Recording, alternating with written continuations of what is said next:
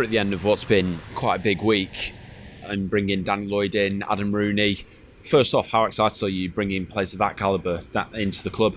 And what's it like for you as an owner on days like that, trying to get transfers over the line? It's been absolutely brilliant the last 4 years, really. And I think back to 4 years ago in Gareth Seddon and Danny Webber, who were our two big signings, and sort of a statement of intent that was made at that time of what we were trying to do. The first thing we wanted to do when we took over the club was to establish a successful platform in the first team so that we could move up the league as quickly as possible, and then we could start to put this, obviously the stadium that we're in here now around it, the academy, the women's team that we just launched, the foundation, everything's now in place that we originally set out to do. It was a very clear plan. And this week, I have to say, feels as exciting as it did when we signed Gareth Seddon and Danny Webber back in those days. Two really fantastic players, obviously great records in their respective clubs. Danny Lloyd has been someone that we've chased now, I think, for 2 or 3 years. He was a pest when he played for Stockport. I remember him celebrating in front of us over here at that goal, and I remember him doing so well against us away from home at Edgeley Park, and thinking, wish we had him type thing. And you sort of sometimes a player catches your eye, and we lost him to Peterborough, and for whatever reason, Danny's become available. We've chased him for a number of years. We felt as though we wanted to as owners, we wanted to support the investment into bringing him to the club. And we're really excited by that. Adam, I suppose completely different, seen less of him, but obviously a great reputation. Graham knows a lot about him, and I think from that point of view, his goal scoring record at Aberdeen in his last 3 or 4 seasons has been fantastic. And I think from our point of view, one of the areas we felt we really needed to strengthen was the forward part of the pitch, and we've introduced Devante Rodney, Adam Rooney, Rory Gaffney, Danny Lloyd, Ashley Hemmings. We've got a lot of players coming in that part of the pitch, and it's been really exciting for us, and we look forward to the new season. We've always tried wherever possible to make sure that we recruit well. I always blame myself and the other owners. We blame ourselves for that year that we didn't get promoted. We've said that on record before, that if we don't recruit well, if we don't do our job in the summer, it becomes a lot harder for the managers or manager in the season. So now we feel as though we're probably just about complete, that we've got the squad that we wanted to do. We had a target list at the end of the season. 1 or 2 fell by the wayside. Those were our initial targets. But then what happens then is throw up an opportunity to get 1 or 2 players that you never believed you would ever get. And I think that Danny Lloyd and Adam Rooney could fall into that category. I'm glad we didn't get the couple of players that we were chasing earlier on in the transfer window, because the opportunity now is just so much greater and we feel so much better. I think, as you'd expect, there's been a few people who are looking down and giving a lot of criticism. Have you got anything to counter or support what's going on here to say back, really? We've always been proud of the fact that we've match funded our co-owner, Peter Lim, over the last 4 years into this club. That's with this stadium, that's with every player that's been invested in.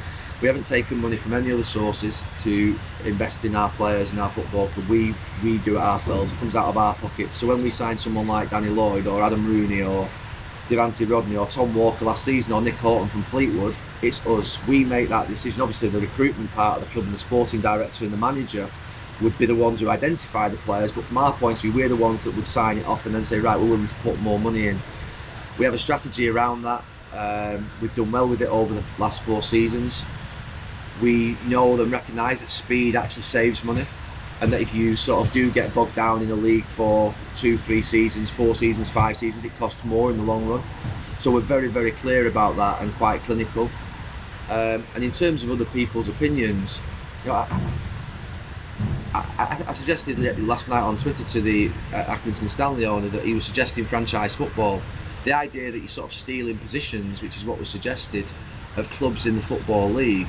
This is the football pyramid in this country is one of the great things. We have a football pyramid that means that teams can go very much from the very bottom to the very top. When you think of Wimbledon going up all those years ago with the investment that went into the club, it was seen as a fairy tale. When you think of Jack Walker and the great work that he did at Blackburn, investing in his local community, in his local town, he was lauded for it, and rightly so. It was one of the great fairy tale stories of the Premier League beating my Manchester United team, our Manchester United team, on the last day of the season. It was one of my great disappointments, but that was Jack Walker, who smashed British transfer records at the time, and people said, where's all this money coming from? It was coming from the pockets of a gentleman who wanted to invest into his local football club, and we've done that for the last 4 seasons along with our co-owner, and like I say, we've match funded them, so I can't see why people would have a problem with it. You know, the idea is we could sit there after we'd finished playing our football career and sit at home, sit on television, do what we do, get paid for it, and extract from the game. The money that we're putting back in the game is actually into the game, into the players, into the club, into the fans. We have the cheapest tickets in probably the whole of the 6, 7, 8 leagues going through the pyramid. We subsidise away fan travel. We obviously have set up an academy, we've set up a women's team, we've built a new stadium, we've invested in the team and players and had 3 promotions with great, obviously, support from everybody at the club.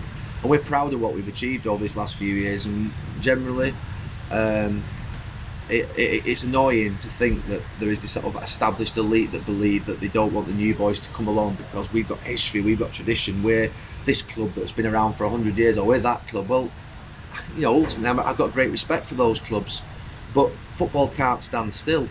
You know, Manchester City and Chelsea would never have happened if there was a cap on salaries of players, a cap on transfers. We'd never have seen Manchester United and Arsenal and Liverpool challenged. We would have had the same winners of the Premier League every single year like we do in other countries. Do we want that in this country? No, I think we want emerging stories. I think we want emerging teams. I think we want teams that, to be fair, can come from nowhere and come, like Bournemouth now have gone into the league with investment into the team, and they've fallen foul of financial fair play in the last 12 to 18 months. But you know, I loved going down to watch Bournemouth last year in the Premier League. That story would never have happened. So I don't see why people would be negative towards what we're doing here. Like you say, it's not as if we're extracting from sort of other sources that would be taxpayer funds to go and pay for the players. We're actually doing it out of our own pockets and our own money. So we're proud of what we're achieving here and what we're doing here, and we hope to have a great season, and we've never looked forward to one as much. I can't wait for it to start. And I think you touched upon it just like there as well. It's not just about the first team investment, is it? There's the academy as well and the local community, and that's the crux of it, isn't it? It's long term. When I look back at the document that we produced between the 5 of us, I think it was 4.5 years ago, of what we wanted to do in the first 4 seasons. We said we wanted to build a new stadium. We said we wanted to set up a women's team. We wanted to we wanted to start an academy. We wanted to get 2 promotions, and actually we've got 3 in the 4 years. We said a promotion every 2 years would be a really big achievement, and we've got 3 in 4. We said we wanted to set up a foundation, and we said we wanted to grow the fan base from, at the time, 180 to about 750 in year 4. I think last year we averaged 1,650. So if you think about what we've achieved as a club between everybody, and the biggest thing of all was we said we wanted the committee members who'd volunteered their lives to this club would still be involved, and every single one of them is still here. 5 or 6 of them are full-time employed, 3 or 4 of them are part-time employed, and the others still travel and represent the club in the director's box away from home every game we play. We stand behind the goal. And from that point of view, we're proud of what's happened in the last 4 years in terms of what's been achieved. It isn't just an investment into the team and into players, it's into the stadium, it's into the fan zone behind the goals, it's into the away travel, it's into the women's team and the youth team. You know, we're proud of those things. The training facility that I've just been to this morning, it's the first time I've watched the team train this morning for 3.5 years. I actually really enjoyed it, and I said I wouldn't go down again, but it went down there this morning. The training facility we've got is fantastic. And I think that where we were 3 or 4 years ago, and we couldn't find a training facility and we couldn't find pitches when it was bad weather, you know, it really has come so far. I do miss the grass bank and sort of coming down here at 10 to 3 and being able to walk in. Now you can't do that anymore. You've got to come down here at sort of like 2:15 or else it's packed. But we love it as much as we did when we came into the club on day one, and we're passionate about this, and we've never done anything short term. So from that point of view, we hope we can achieve great things with the club.